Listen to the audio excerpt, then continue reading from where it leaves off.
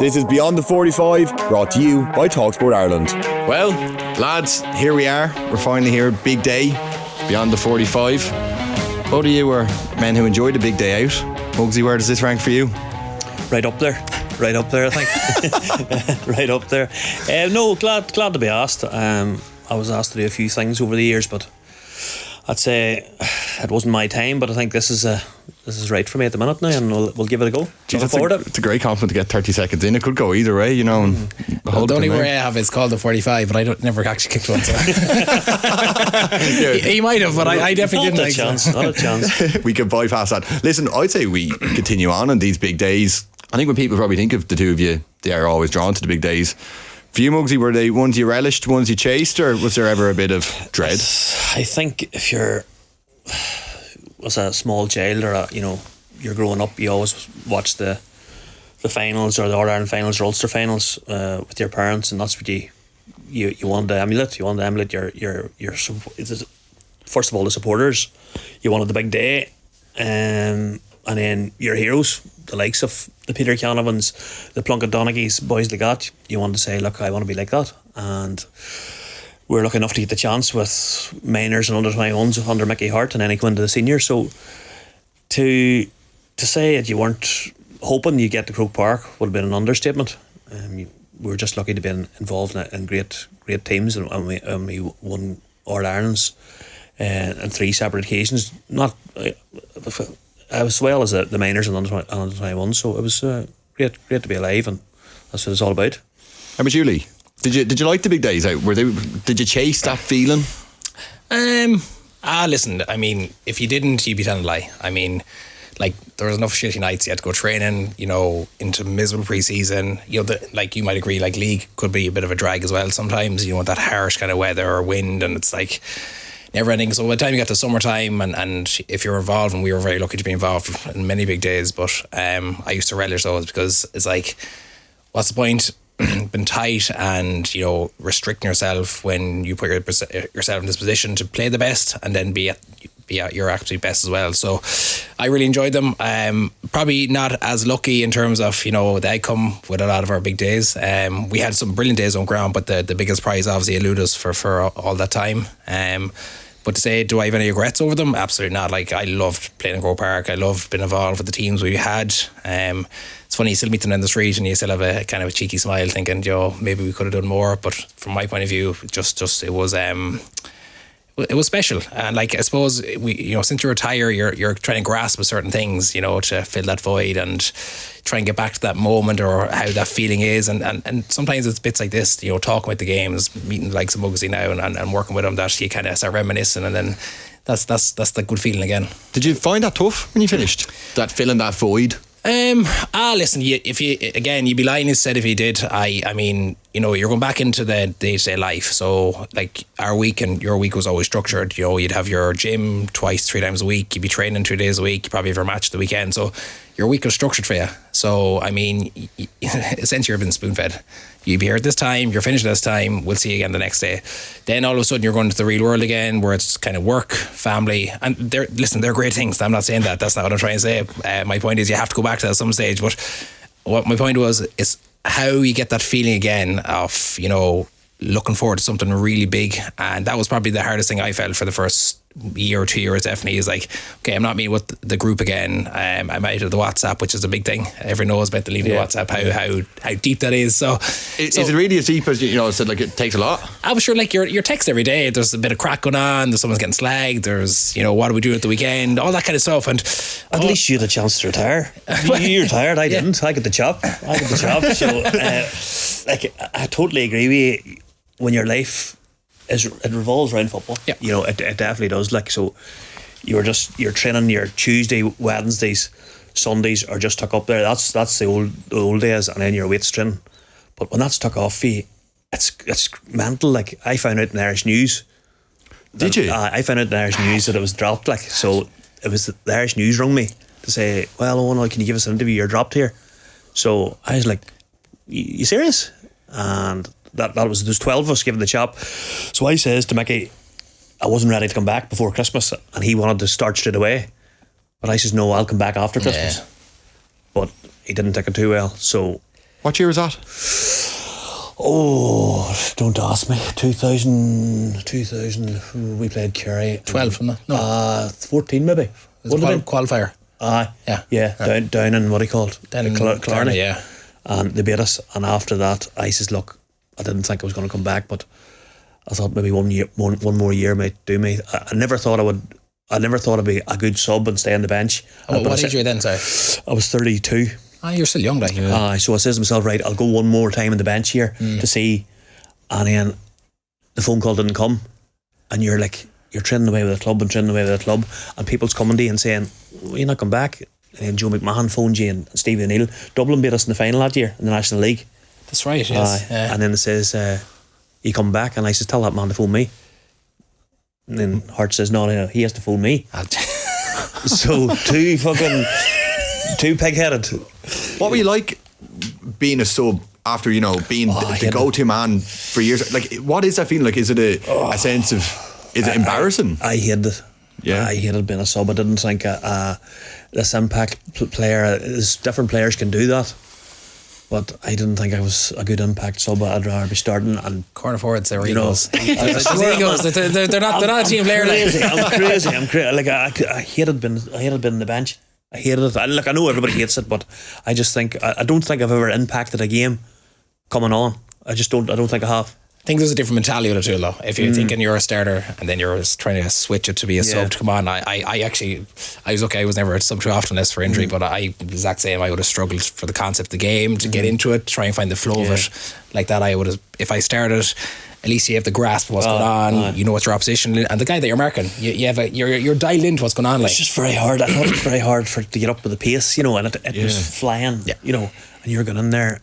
I could never get the grasp of it, And that hate, like, are you nearly looking at some lads starting ahead of you in hatred as well, or at management, like, why am I dropping? Or like, what is that sort of? I was never. No, and to be fair, I never hate. Like, if you trained well and you're up to fitness, you usually, like, I usually would have started. But if the man started before you, I was the first to come over and shake his hand and say, look, well played. If he was marking a man that I had marked, I told him his weaknesses. I would never. I thought it was a good team player that way. I would never take the huff. Now I've played along with some boys that have, and some cancers, and I think it's terrible to do that and say, like, F this and F that. It just really annoys me.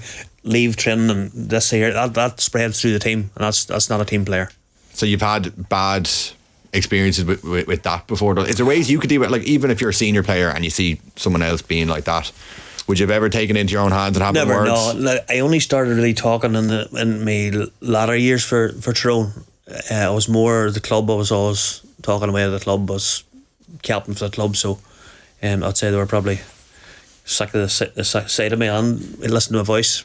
You know what I mean. So this will help us. But no, I was always a talker for the club. Maybe not as county as much. I think with the county is different though too, because the quality. True, we had so many leaders there, and And sometimes you go back because, and again, this is not disrespecting club. You're coming from a much higher standard. Yes. So like for your club, like you had great pride in playing for your club. It's trying to give as much you can that time you're with them. That's so right. By being the experience, kind of the higher pedigree, agree. You're giving the vice back to the younger guys that maybe aren't the same standard. So I found that over the years too. Like, so. What was that first encounter at senior and county level like? Like, there would have been some huge names in both your change rooms. And do you remember, Lee, your first sort of introduction to it? Jeez, I do. We Conor Moore, plenty of ice.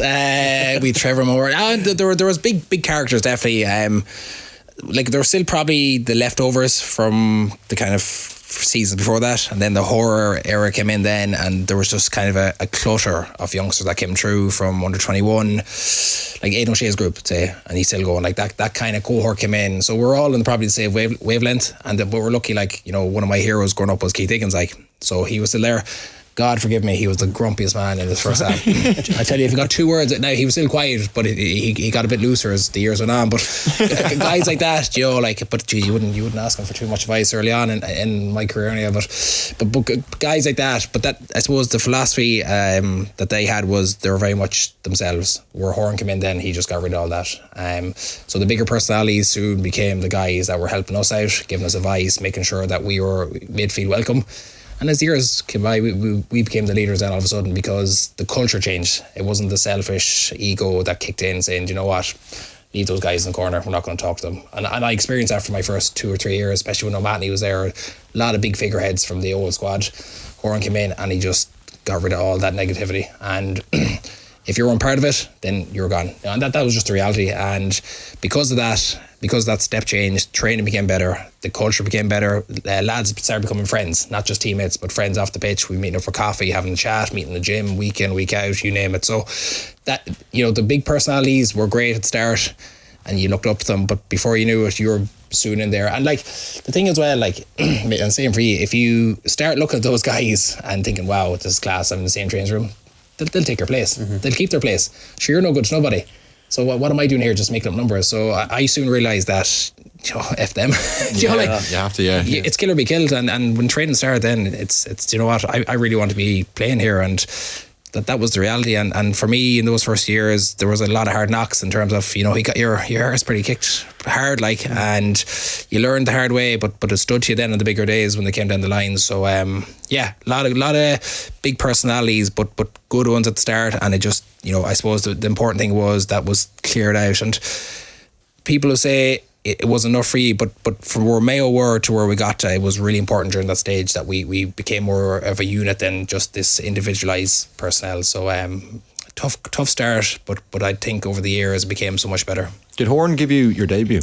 Horan gave me my championship debut in 2011. Got I went to call it 3-minute quick shot against Cork. I came on and then I came on for about 20 minutes against Kerry in the semi, so kicked my first point. And that was the moment I kind of realised that I really wanted to play football more so. It just gave me a bit of a, first proper night in Croke Park, kicking a good point. Like, the game was over, but for me personally, I knew there was a bigger picture to it. Then went back in pre-season then and just, I said it, I'm just going to go for this now. And to fair to Horan, he trusted me then from then on and played every game under him, to be honest. Do you remember your first time hearing of Lee Keegan? Yeah. Minors maybe, probably would have been. Never, the 21s possibly. 21s, yeah. 21s, aye. Mayo was bogey team or bogey team early on. Yeah, we always had a good record against you. Aye, definitely. And then was do you remember we played you in 13 no Ireland? McDonald absolutely fucking what a player, cleaned us. Yeah. Mortimer did alright against us too. Yeah, he was decent. Did, them boys did all. We had a lot of your probably the elder statesmen, probably the latter end in the semi-final in 13, and the next generation starting to come through. I remember a few times you did us Croke Park. Yeah. So no, it's Mayo was our bogey team. I knew Mulligan, don't worry. Yeah, I was very. I'm not saying this smart way because you were a bit older, so we were lucky enough to witness their great teams and see what they did. And I was at that age where that was peak football. You know, the Kerry Tyrone rivalry, Kerry doing training, all that kind of stuff. So we got to see these boys regularly. So when you get the chance to play them, you're thinking, oh, jeez, not bad. But then you realise that they're kicking 1 or 2 points and you got to get your hands on them. So you never came up directly marking, no? Who would have got the upper hand of that? Much you scored on a Mugsy? Quarterback. I was in the dungeon at the start of my career. Who would have marked me against Mayo? Back in when you played Mayo in 09, wasn't it? Croke Park quarter final. Can't remember. Tom Caniff, possibly. Say it again. Tom Caniff, maybe. Yeah, you could be right. Keith Higgins possibly as well, maybe. Yeah, he would have been around. Keith wouldn't be far off your age. Yeah, he would have been taking the Canavan or one of them boys. I wasn't too bad. I wasn't too bad because see, by the time the good defenders took Canavan and Steve O'Neill, had left the third best of me, so it wasn't too bad. That's my take on it anyway. But then when Peter left, Joe, you were picking up the mantle then. You see, I know Shawnee came in then in and out of the role. There was Kavanagh coming, and then we had a good conveyor belt there of young talent to come in when Canavan left. So it was we had a good few years. I had the pleasant task of marking Sean a few times. Yeah, many a time. Yeah. So what's that like? What's he like coming up against? Obviously, you would have shared the dressing room for so long with him. But you were on the other side and so physical. Just stand to his right so he doesn't do the shimmy. See that man training. He see the way he went out in the field. That's the way Kavanagh would train. He would have run over the top of you at training. He was unbelievable. Standard setter. Yeah, he was. He was. That's exactly what he was. He was winning all the races. He was pulling you along with him. And I think he's a bit of we were talking about this before, I think he's a wee bit of hardship in Tyrone. Just maybe he says he thinks, he's speaking his opinion in RTE, but like it doesn't take away from it. Like I always think like Peter Canavan's the best footballer in Tyrone. Sean's not fair of it. But Cavan, Do you think he's underrated in terms of nationally? I think appreciation. I don't think underrated in talent. I don't think there's an appreciation for him though. He was like, for his era at that time, he was so far cut above people. But it was consistent. Yeah, it was year after year, and like he was putting his body through the mill just to get out in that field. Sean Cavan was probably one of the best footballers 5-6 years in a row. He was that consistent. And that era when he almost moved further up the pitch as well, like showed like a new generation of him as well. He started off in midfield. Did he go to centre half forward and he went to full forward? Yeah, I think he's got an all-star in each in position. Yeah. There's not many can say that they did that. Yeah, the big days like that, like we were talking about before, you would have had that change room, and we were talking about that star-studded full forward line as well. Did you feel not only a pressure to perform for yourself, but for the figures around you as well? Did you feel like there was always like an eye from Canavan as they look at you like, I need you on top form today? Or did you ever feel that yourself? The 2003 All-Ireland final, I think the game passed me by. I got too much involved with Francie Bellew. You know what I mean? And it ended up a wrestling match every time. Which you score a few frees? I'd got 2 frees, but like I was raging at myself, because it says to myself, I'm going to just keep in the move here. I wasn't big for watching videos or DVDs at the time. I just hated all that. But in 2005 I did in the semi-final, so I was glad I did that. But in the final, I remember Peter and Croke and coming into me and saying, "What are you doing? What are you getting involved for?" Yeah, you're getting involved in the wrestle, so you're taking your mind's off the game. So Bellew was just all over me. I was shouldering him, getting him back. I just forgot about the play. I was just in a battle, which he wanted. I was about to say, do you think he knew though that was all? Absolutely. It's like psychology, though. Absolutely. Like, I'm not going to say there's a macho thing with it as well. Like Joe. Exactly. So. Exactly. But you would never Lee yourself straight away. I think everyone's obviously going to immediately think of Conley's in finals and stuff. Is that something that's planned in weeks up to come that I'm getting right up, or is it just something that happens when the ball's gone in? Yeah, it's like, I would have got a lot of criticism for maybe being off the ball a bit, maybe been very aggressive, but like I would have come from a rugby background, so contact was always the thing was in my head. Like, so, and the thing as well is, and myself and Jeremy have talked about this for years, and like I love watching Jeremy Connolly play football. Like, absolutely a wonderful player. I mean, one of the best talents I've ever seen. But I'm not going to stand and let him kick 5 points at me, and not lay a finger on him. And like, to fair, he appreciates that fact as well, that like, why would Lee let me just stroll around Croke Park and be the guy I want to be? So, I mean, and yeah, I think at certain times it blew over, but that's just the nature of where the sport's at. You do anything for your country to win matches and big games. And I mean, was it pretty at times? No. Did it spill over recklessly? Yeah, of course it did. But again, this is high level sport. Do you see it across every sport? You try and get that nugget, like Francie Bellew had you so end up. Them nuggets, because he realised at the time that I'm going to stop Mugsy from doing what he needs to do, because I'm going to get in his head, I'm going to be the aggressor, be at him, and he's going to react. I did that a few times to Dermot. He reacted. Other times he didn't. And then I've tried to change my game approach. So how am I going to stop this guy? So maybe one year I said, I'm not even going to touch Conley. I'm just going to attack him all day and see if he follows me or not. You got to change it up each time. So, but for me, like, those tussles aren't there anymore. We were lucky. We had those like one-on-one matchups, that you could talk about for years. So I'm like, everyone knows, Calvin and O'Leary. Yeah. They're the ones we love talking about. The real one-on-one kind of who's going to come out on top, be the aggressor, who's going to get the point, who's going to be the winner, who's going to just take that battle by the scruff of the neck. And I was lucky to do that with a lot of people over the years, because the game allowed it. It's probably a bit more looser now, where you have a lot of protection and stuff like that now. So, but yeah, love them. Sure, that's what you play like. Lee, I don't think it's like hitting like a man a dirty box. No, like that's, no. To me, that's bullshit. Like, that's. You don't do that, but it's a hard tackle and a hard, like, you give the ball on and you're following through like that. You don't mind that as a player either. It's who can get on top, but like throwing a dunt just like off the ball, like that for me is a no-no. Like Joe, but being aggressive with them and being in their face, like that's part of the game. Is that part of the game? Absolutely, out now. Big time. Are you losing it now? Put it like this: I'd be insulted if a man didn't pull your jersey when you were playing them, you know, or didn't give you a wee dunt or something, you'd be looking at them and say, you know, what are you at? You know what's more of an insult when they start chatting to you? Oh, because then you can't hit them. 2 seconds. Can you shut up? It has been out of the game, I think. A little bit, yeah. And I think as well, the reason it's gone out of the game because the way the game went is we didn't have the tussles anymore, like the one-on-one combat. We're now, it might come back in a bit more because defending is becoming more involved, if that makes sense. So you're going to have to be more in their face. Yes, like Cork did the weekend. You know, like that's where we're at now, like Joe. So, but I do think like I'd see this giving the ball back and all. Yeah, you know, it's nice. I don't like that. Yeah. I'm not. Again, I'll probably be in for a bit of stick here. I don't like that. You know, you can throw the ball back to the referee. You don't need to hand it into somebody's hand.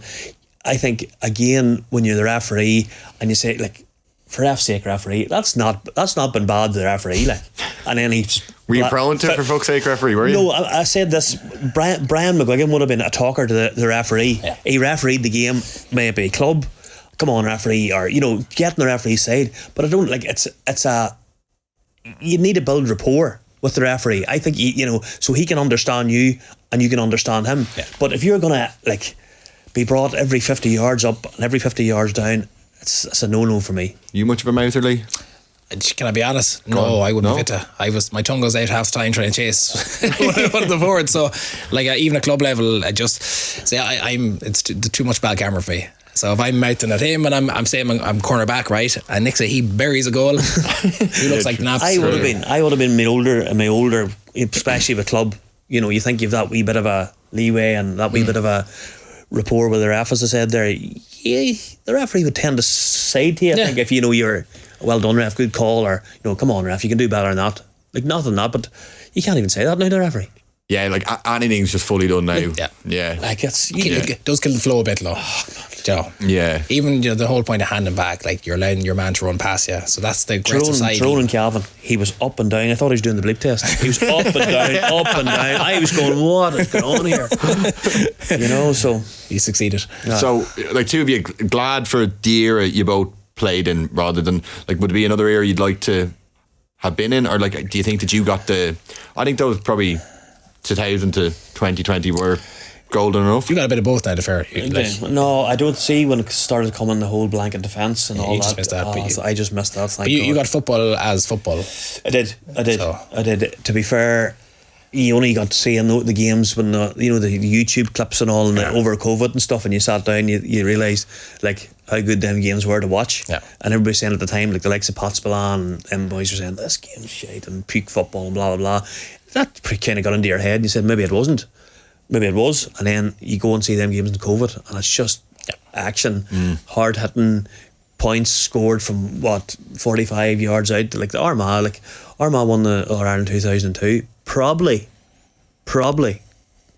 only for Conor Montgomery's block in 2003. Yeah. You know what I mean? That was a double. They had some team, like they underachieved probably, but the football they played was brilliant.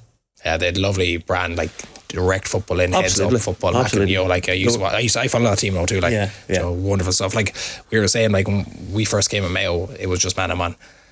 That was it. Football. It was just pure football, and like the messages we used to get as well. It's very simple, and you know it goes back to the old way. Like you versus your man, whoever comes out on top, that's it. Like Joe. So you had to fend for yourself for 70+ minutes. And then you had 2012, your first All Ireland final, but that had been quite the opposite then against Donnygoal. And that's what I said this openly before. I don't think we were ready for that revolutionary type football. we knew it was there, but we didn't know how to counteract it. And when we came up against it, we were kind of looking around each other thinking, how, like, what's going on here? You knew, like, obviously you knew it was going to come to a certain extent, but had you faced that yourself at any league level before? No, not like maybe you'd have one guy as a sweeper possibly, but not that kind of set wall where you're coming, and it wasn't even just a wall, it was the physicality they had. Like when you were run up against them, they were hitting you. They made sure you were getting hit. Every time you made a run, they'd hit you and let you know about it. And like, it's fair, we crawled it back a bit, you know, we played well enough in times in it, but like, I know for me, Donnygoal were far the better team that whole year. Like they did. Do you think they deserved it that year? I do think so, yeah. And I know they got a lot of flack for it, but they did. Like I always say, like they did more than any other team. Two big goals against us, that was the win of the game. We scored more points, which is a killer, like, but the goals, the kill us, like. And like for Donnygoal, like they shouldn't have to justify that. They had a brilliant team. When people look at that team and they say, yeah, they set up the way they did. Carl Lacey, generational footballer. Yeah. Michael Murphy, one of the greatest ever footballers I've ever seen. Mark McHugh, at the role he did, Joe, he fitted in there. Frank McGlenn. Guys like that, they didn't come around once. They only came around once every so often. So I don't think they got the appreciation because of how they set up. But the players they had to do it, they justified their victory for me. And listen, we took that hard because it was our first experience at it. But I think the realisation was they were just that bit better and further down the development track than we were at that time. What do you think of that Donnygoal team? Because obviously it was such a shock to the GAA as a whole. Like it was something hadn't been seen before. It was a different type of winning. Like Jim McGinn is a different type of manager. I just think their fitness was unbelievable. Yeah. Similar to this age. It was unbelievable, their fitness. When other teams were coming out gassed at last 10 minutes, they were another gear. You forgot to mention probably the McGee brothers. Sorry, yeah. They get a bit of stick for being, maybe dirty players and stuff. They were hard footballers. Like they were, when you were hit by one of the McGees, you felt good, like proper old school footballers. They didn't tackle you with open hand. It was real. They let you know about it. They did. They were brilliant. But Carl Lacey, I agree with you there. He was some footballer. Yeah, he was unbelievable. And like when they all went, when they broke twos and threes. Yeah. Twos and threes, and that's very hard. I tell you how good Carl Lacey was, right? He won an All-Star a few years before that. He was, I think, 2009. He played Cork, a cornerback, and he was just absolutely on another level. And like Donnygoal were nowhere near the level they were 3 years later when they were in All-Ireland. So like I looked at him over the years and just thought, that guy is just like he is the epitome. Did he not retire early? Did he not? A bit early, yeah. He was young. Yeah. But is he one you could see now, obviously, on the managerial side, a real football brain? He's a genius. Like Joe, you can see him, like even underage, he's involved very heavily. Donnygoal, like I know there was a big fallout there before Jim came in, but like his hands are all over what they were doing underage development, and Joe. So for me, like it's a no-brainer. And it's a role he seems to really love as well, like Joe. So when they got him back in with Jim there, sure things are going smoothly again. Like so, that first final for you. I can only imagine, because the highest level I've got to, maybe a junior A Wicklow semi-final, but the nerves. Oh yeah. Like for the two of you stepping out, at the Cauldron, that's Croke Park, the biggest day of the year. Like for you in 2003, you in 2012 for the first time. Can you put into words what the days following up are like? Because I feel like I would be sick as a dog, like just getting ready for it. Are you like that? Were you nervous? Well, you'd be lying if you said you weren't. I'll tell you a brutally honest story. We experienced it in the semi-final, so we played the Dubs.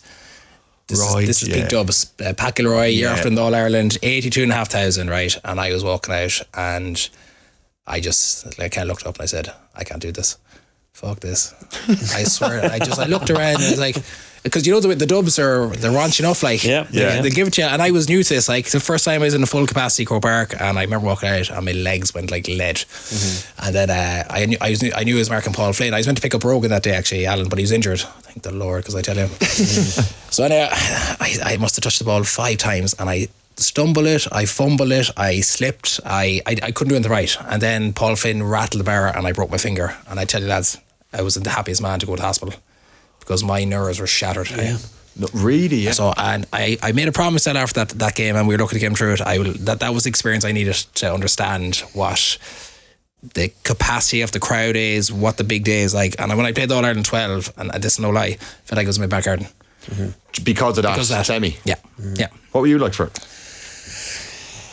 Yeah, really nervous. See that Armagh Tyrone rivalry, it was just like it's been described as pressure cooker, and there was that, we were neighbours, and just everybody was living in, like the supporters, anywhere you went, and like Cookstown, they were just looking at a PCA, they were just looking at a photograph. You were kind of living like a Premiership footballer. Tyrone had never got 95 in the All-Ireland final, 86 beat again, but this was serious hope that Mickey Hart had come in. He'd won all the underage, and this was 2003, but it was so nerve-wracking, and there's so much at stake, and it was just to get over that line. But I just remember the crowd was just red and white, orange and white. The crowds were crazy. Everybody wanted a ticket. You were getting phoned for tickets and stuff, and you didn't really want to be part of that.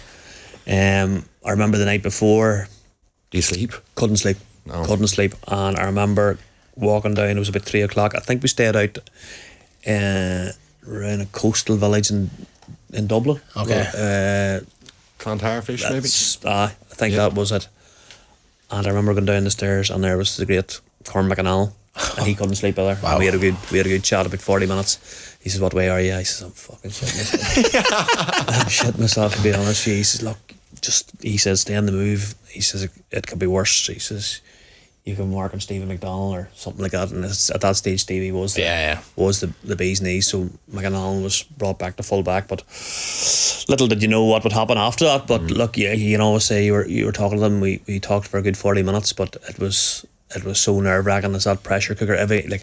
You think you don't hear the crowd, but just every ball you hear, like every ball. So yeah, can you hear nearly? Absolutely. That's different though, because we had no rivalry formed then. Like that's a different environment from what we had at the start. Sorry, do you know what it was? It was the equivalent of Celtic and Rangers at that time. That was peak rivalry. And like the Armagh lads, and I've seen different podcasts. We hated Armagh and they hated us. It was as simple as that. We didn't know them. And I think it maybe stemmed from we didn't give them a yard of honour in 2002 in Omagh. Of course he didn't. Could have come from that, yeah. and it ended up nasty. There, and that's where I first met Francie. You know, we had a couple of words in the league game, and then it spilled over. Was that a decision made to lay down a bit of a marker for the year, just to say, or was it just because of the rivalry in general?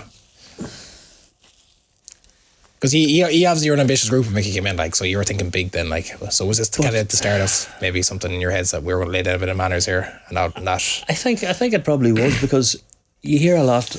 I know in the 90s that you had Down went on and won Northern Ireland, and that gave Donnygoal hope. 91, 94. And then that gave Derry hope. 94, yeah.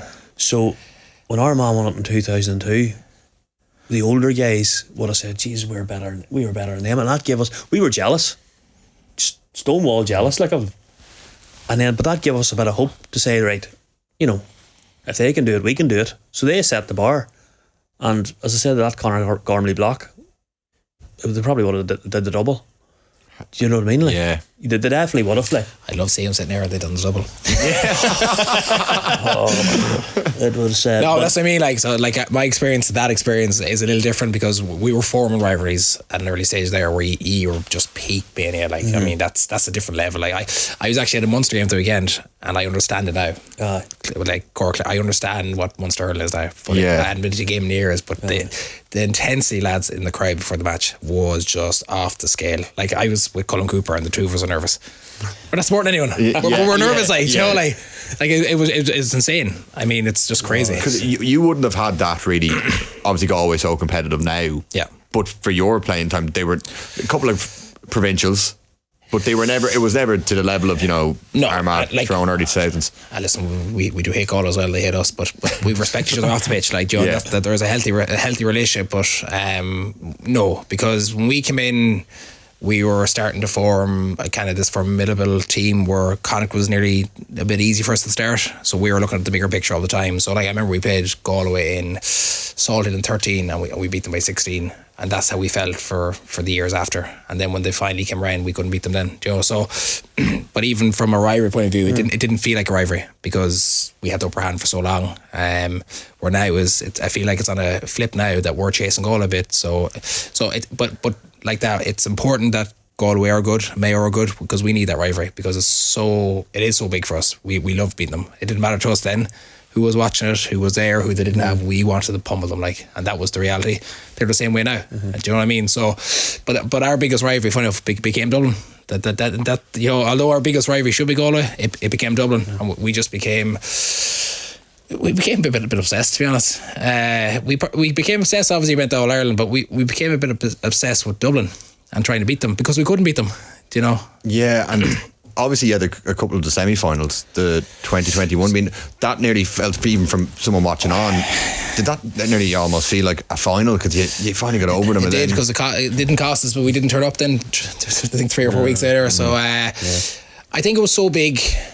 To a majority of the group, there was always the worry after we've done, could we come down quick enough? And obviously we didn't, because Tyrone came in a few weeks later, and no disrespect, that Tyrone team wouldn't have been the greatest team we've ever played against. They deserve their All-Ireland because they give us, do you know, and I'm not, they're full credit and full value for their All-Ireland, but like when we looked at it on paper, you know, it was our chance. It was probably that's probably the only final. I fancied you that day. Yeah. And, as a Tyrone man, I just fancied you that day. I had a real bad feeling about it. I had a real bad feeling. It was the romance of the semi-final nearly, and finally getting over. A real bad feeling about it. Probably the small thing with us is we probably didn't adapt enough ourselves as players moving from the Dublin performance, because the setup against Dublin is so very different. Then we play a team like Tyrone, and we just, similar to Donnygoal in 12, we probably weren't ready for that kind of setup. It was nearly like an ambush. Like no one was talking about your midfield. It was all talk about ours. No. Con and Kennedy absolutely destroyed us. Then Darren McCurry kicks 1-4. Do you know what I mean? Like again, Matt Shane coming in and Shane gets the goal, and McKenna. Do you remember McKenna? He was brilliant that day. Yeah. So like they just had a couple, and Kieran McGeary, sure, he played there. Like he was special that year. So we probably didn't come down quick enough unknowingly to ourselves from the semi-final, because God damn, we tried for years. Like, do you know what I mean? And the problem was, well, that wasn't the same Dublin team we played. People got to realise they were sliding a little bit because they've done so much. Look at the players. Look at the players that replaced. Yeah. You know, they mightn't have been the same team, but they're coming with better players. Yeah. You know what I mean? 100%. Well, actually, the one final that sticks out is like the 17 Dublin team. Like that 1-pointer. But that team. Oh, that team in general. That team, lads, I tell you, hey, was just off the when I look at who they brought off the bench, they brought, I think, about 23 All-Stars between them off the bench. Jeez. 2 Football of the Years. You know, no team has that. Where does that rank all time now for, you know, squad panels? That Dublin 16, 17. I think right up there. It has to be like right up there. To have that quality, but what Jim did with them, Jim Gavin, to like, you're on about, you know, not want to be a sub. To have those 5 players as subs to come into the biggest game of the year and do what they did, you know, that's serious managerial skills. Like McMenamin off the bench. Yeah. Like you used to see him coming on, you'd be like, jeez, he has 1 tree in him every time he comes on. There's your impact, like. Yeah. That's the sort of player, you know, that's your impact sub. Like. You know, you look through most of the squads, they probably have 2-3 lads that can make an impact, and then you start filtering through the squad, and you're like, then you're looking the vice versa what Dublin have, and you're like, how do you live with that? And when you're on a pressure cooker, when it's 50, 55, 60 minutes on the clock, and you're looking at Kevin McMenamin, he's dying to go, like, and your legs are screaming at you, like. Big time. So, out of all of the Dublin games, so you had 2013, 2016, 2017, 2020, COVID final, yeah. What hurt the most for you? Does it get sore as the years progress? Because, you know, you count how many. Were you convinced that, you know, after the first 2 or 3, it has to come?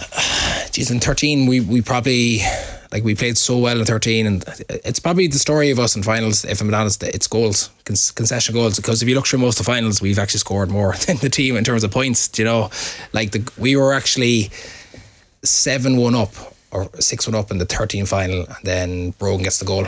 Yeah. So, and we'd been brilliant first half. We had absolutely, you know, pummeled them. Then they get a sucker punch of goal in second half, and before you know, you're 2 points down going into injury time. You know, and you've done so much right. You finally think it's your time. That 17-1 probably does rank the hardest in terms of, because it was our best performance in the final by a long way. Like we danced with the best. Like we had a game plan, we stuck with it. And again, just, you know, the goal in the first minute, you know, was a right kick in the butt. But that first half, we were good again. And then just the subs they brought on. Like, I remember Jeremy Connolly coming on at half time and immediate impact. You know? Was that Vaughan and John Small? Yeah. So, do you think that hurt you more than it hurt the Dubs with the double red? I don't know. I don't, like, I mean, the game was so pandemonium anyway. Like, it's funny when you're at the time, you don't pay enough attention. Like, there was more balls in the pitch than there was players. There was balls everywhere because the heat was a killer. But I mean, like, the thing for Dublin is you got to realise that Mannion, the McCaffrey, all these lads who would pace. So of course the space is going to be exploited by them. And then you have Kevin McMenamin, Brogan come off the bench. These kind of guys that thrive on 15 on 15. So you can imagine when you're down one guy less. So no, I just think that one probably was a sting to us more so than 13, because we played for so long, we did so much right, we scored bloody 116 All-Ireland final, and he still can't win. You know, they had to hit one set. The reality was Dublin had to be at their absolute limit to beat us that day, and I don't say that lightly. And I've chatted them since, and they say the same thing, that they went to the well to win that final. Like, but Lee, you see, like, do you think the managers are always going to get the blame? Oh, of course, yeah. They're always going to get the blame, but surely it's game management on the pitch, players on the pitch, has to take a bit of, control of it. Like, I remember, like, in 2005, Mickey Hart didn't make switches. We kind of knew to make them ourselves, like the likes of Dooher come back there, and you have to like in here to say, right, I need to get back here, I need to block a passage through here. You just automatically think that. That's why I think the 2005 team, had up here to know how to say, right, we're going to close this game out. Because you had all three though. Possibly. I think if we won one, then I think there's a different narrative. But I'm not. There's never any guarantees, but I still think once you have that one, there's a certain adaptation to how the game goes on the big day. And when you won that one, you knew then come 05 when you got there again, it's like, right, we know what to do here. Like, unless we won that one, people always say, well, you didn't get the one, it probably cost you again and again and again. We always, we'd say, like, forwards there to score, obviously, but Hart was always like, your number 15 has to be your best tackler. So we kind of adopted that mantra, and I think it was contagious. As us forwards tackling, it would spread right to the team. Now, I'd be fucking raging of the likes of Jared Calvin tackles there. I said, fuck, I have to go back here and get this. So I think that spread the team, and that's probably a big factor on us winning that as well. Yeah. Thing as well, like, we were probably the only team that was willing to go all in against Dublin. Like, we were willing to go man-to-man, risk the whole. Yeah. Where we looked at teams over the years against Dublin, say, for example, they set up with a defensive wall, sure, Tyrone 18, they absolutely just cakewalked. I don't mean that because they knew what to do. Like, other teams then would do maybe two sweeper, like maybe leave two up. Like, we pretty much went man-to-man because it was the only way we could beat them. And no one did it. but we were the closest in terms of doing it because they knew we had the bit of quality to do it, but they also knew they had to be at their very best to beat us. And because no team, we didn't fear Dublin. That was the thing with us. We were very confident going in against Dublin in any game, irrespective of the results, year on year. But like, we trusted that, you know what, we have the players going on with them. Let's dance with them, see how we get on. I don't know, looking from outside, there must be a small, slimmer element of doubt when you're going into 2020 after the heartbreak of so much time before. Is there that deep? I know, like, at the time you could never admit it. Is there a really, like, Jesus, how are we ever going to do this type thing? That comes in regularly. Even the semi-final, like 15 to beat us in a replay, 16 in a replay. Like, you just think it's the ball ever going to drop for you. Like, do you know what I mean? And like, it's funny, the older you get, the less time is starting to run dry in you. 2020 was a funny one, like, and I don't want to disrespect it, but COVID, like, I remember we were playing the 21st of December. Yeah. At 7 in front of no one, yeah. Like, there was something weird about it, like, and like, listen, losing All Irelands are brutal, but there was something kind of funny about that one. Like, you had no family there, no supporters. You hear the crickets in the stand, like, do you know what I mean? Yeah. Like, so that one probably could just notch off. Like, not even the Dublin, but the 21 was probably the one that stung the county the most. So that probably hit the most in the county, not me personally. The county, I think, because they just felt that was the one because we'd beaten Dublin. Yeah. Then you're playing a Tyrone team that are there, probably a bit underwhelming in terms of what they have on paper versus what we would have played over the years, and we just never turned up. What was the change room like full time with that? It was like, I mean, I think a lot of us older ones probably knew that was the time that had passed. That, like, that, like, I played another year after, and we never got near the heights again, and I just kind of said to himself, I'm not sure, can we do this much more, like, when a different view, as you were saying with the thing, but that 21, you're thinking to yourself, can you chase this again and go to that well again? Like, you'll try, and like, to fair Aidan O'Shea, he's on appearance 200, which is some goal, and like, he feels there's something there for them. For me, I just, between family life and things going on, and I just didn't feel that we had I hope that this shut me up and they do it, but I just didn't feel we were going to get back to that level, knowing we're Kerry are going now and Donnygoal, all these teams. So yeah, well, lads, episode 1, we'll revisit some of the other big days now coming up, but cheers for joining me. First one in the bag. No worries. That's great stuff. Thank you.